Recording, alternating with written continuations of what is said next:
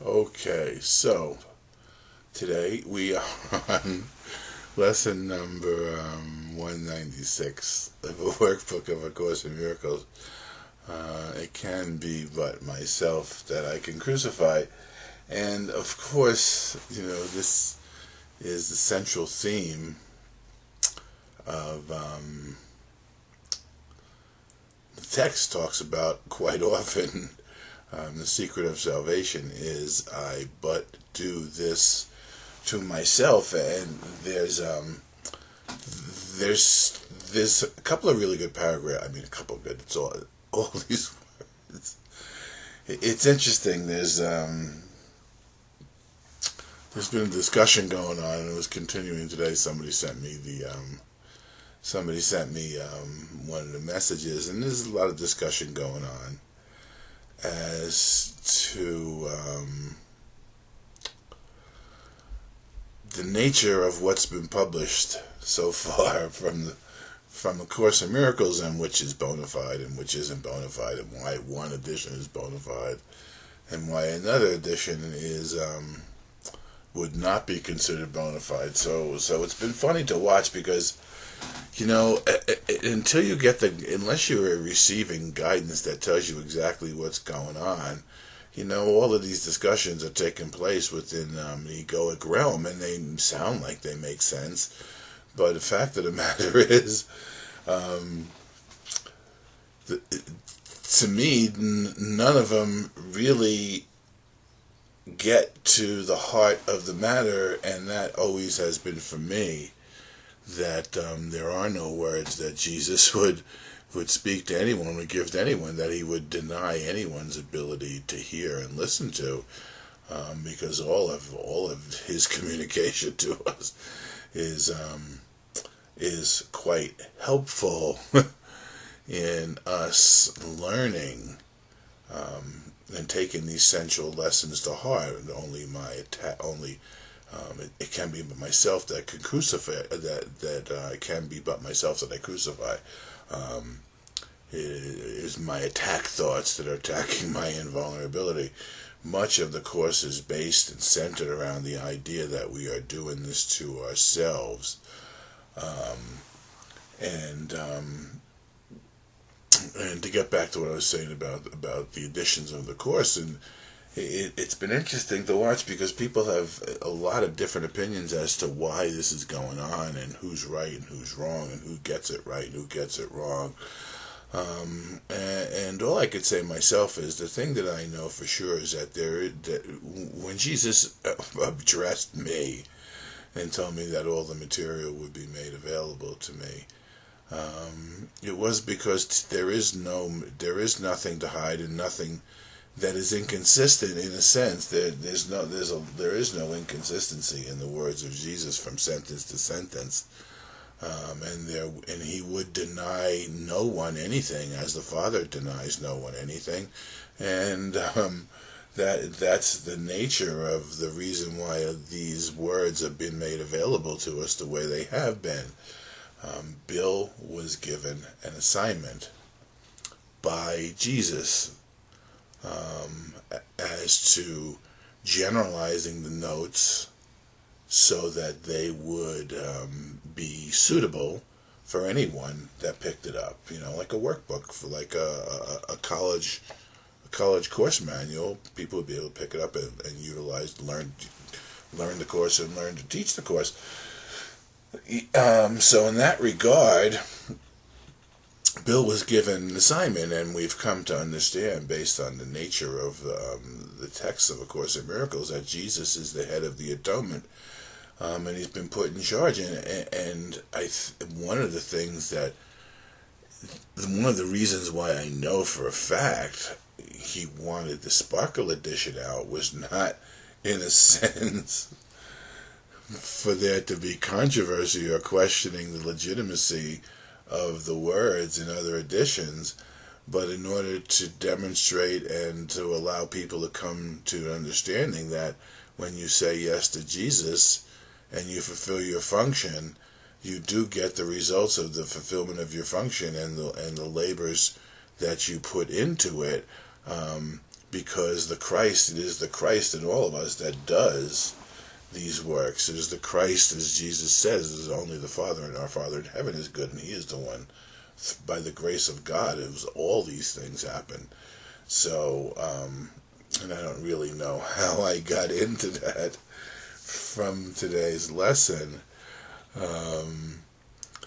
but it seems to me that a lot of the discussions that are being had about the nature of the books and the editions that are out on the market miss the essential point that our Father in heaven would deny us nothing, and Jesus, who came to the recognition through his own awakening and fulfillment of his function that he is created exactly as God created him, as God himself is, would deny a brother nothing as well. And I think the reason I got into this because much of this lesson talks about the idea of attacking others in an attempt to escape attacking yourself. And when I read some of the things that have been put out there about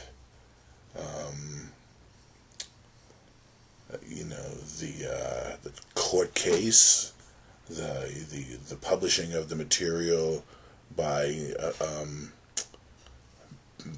organizations and people other than the Foundation for Inner Peace, all of them somewhere, and this is part of what this lesson is about, the conversations are all attempting to make someone wrong in order to prove that their theory is right. And the last 2 days, yesterday's lesson and today's lesson, it's become obvious that it's not possible to do that, and yet that is the ego's plan for salvation. There's an interesting line in here in this lesson today, and you will that talks about saving the lies of the ego. And that's what the ego asks us to do, is to attack others in order to preserve the rightness of the lies that it tells us in our mind. Because when we attack, we are making these judgments real, the need to defend ourselves real, and ultimately what we're saying is because we need to defend ourselves against everything, we actually wind up defending ourselves against God. And that's the madness that this lesson is confronting in all of us. It's great. Today's idea is one step we take in leading us from bondage to the state of perfect freedom. Let us take this step today that we may go quickly. We quickly go on the way salvation showed us, taking every step in its appointed sequence as the mind relinquishes its burdens one by one.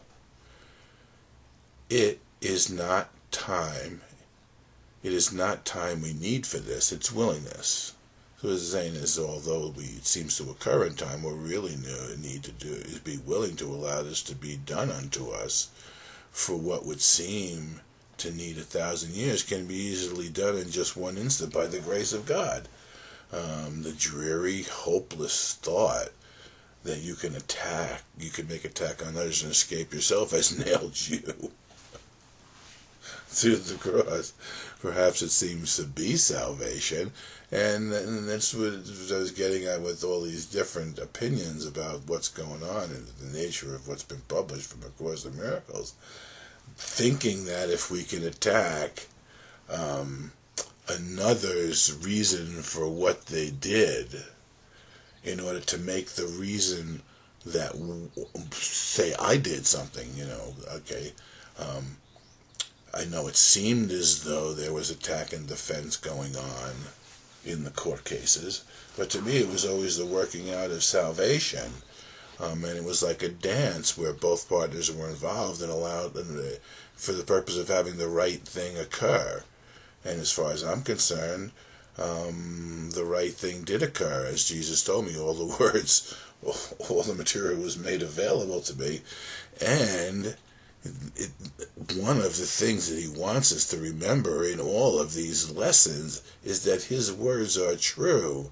And if we do what is asked of us, we will get the result that he is indicating we will get. And in this lesson, he's mentioning that if we go about this lesson the way it's designed, has been designed for us to go about, and we begin, he says, such is the form of madness you believe, if you accept the fearful thought that you can attack another and be free yourself. Now, this is until this form is changed, there's no hope. Until this form is changed, there's no hope. Until you start to get a glimpse of the fact that no matter how much you attack others, and even if you win, you are not free, and because we go on to continue to defend ourselves over and over again, there is no hope. How simple is salvation? We but do this to ourselves. The minute we take back responsibility and see that it's our responses, the way we're thinking, that causes us the experiences that we have, then this begins to make sense, because you'd never be able to wake up from a dream that someone, if you're being dreamed by someone else. However, if you're the dreamer of the dream and you follow instructions of awakening given by one who has awoken from the dream, then certainly you are going to begin to have experiences of awakening, because our minds are all created the same, in the sense of being equal. We're all created equally. We're all created the same. We're all created equal in that sense. Our minds have all created the same way, and they all work the same way for the purpose of this, the generalization of the lessons of the Workbook of the Course in Miracles. One mind is all mind, because we all share one mind. And when any one mind was capable of learning how to free himself, all minds in that instant were actually free, because all minds will follow suit in freeing themselves, because that is what God's grace is offering to us. But until this form is changed, there is no hope. Until you see that this, at least, must be entirely impossible. How could there be escape? What would you be escaping from? Because you'd be in the constant position of having to continue to attack in order to be free. But that's not free at all. The fear of God is real to anyone who thinks this thought is true, and he will not perceive its foolishness or even see that it is there, so that it would be possible to question it. To question it at all, its form first must be changed at least as much as will permit fear of retaliation to abate. Okay, we need to give ourselves that space. Even the idea of possibility, okay, wait a second, maybe this isn't true.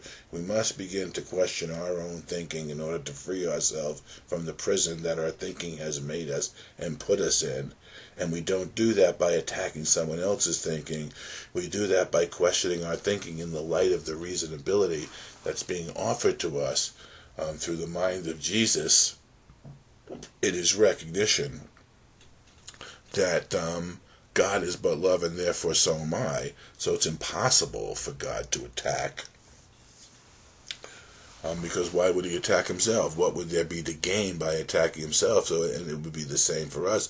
What would be gained by attacking another?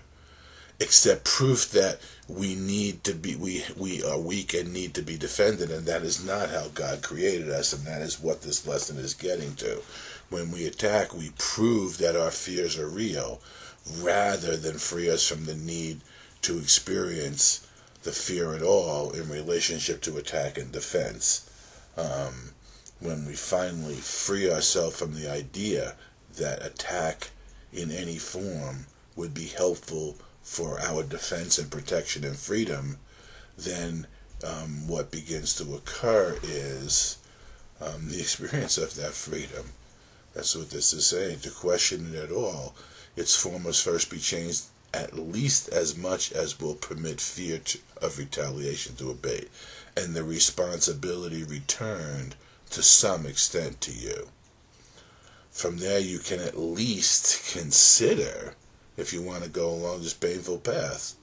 Until this shift has been accomplished, you cannot perceive that it is but your thoughts that bring you fear, and your deliverance depends on you. Yes, we're being restored to the recognition that the power of mind is ours.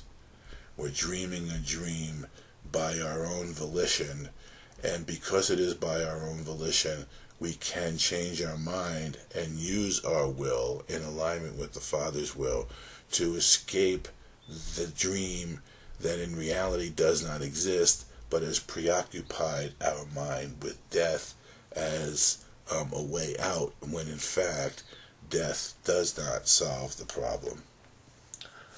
So today's lesson, it can be but myself I crucify.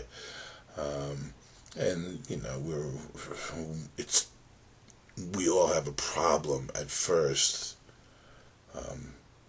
with the lesson of taking full responsibility, because we think it would be easier if we could find the son of a bitch who's responsible and eliminate him,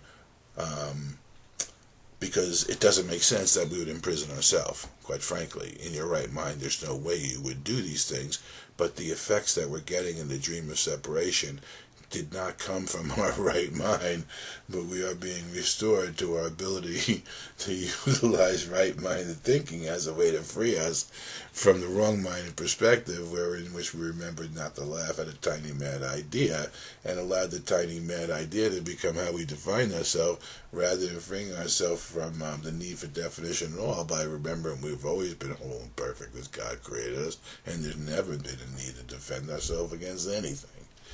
We could have laughed at the tiny mad idea and eliminated all the defense that we've needed, and the attacks that we've made in order to prove that we need to be we need to defend ourselves, because victimization is possible.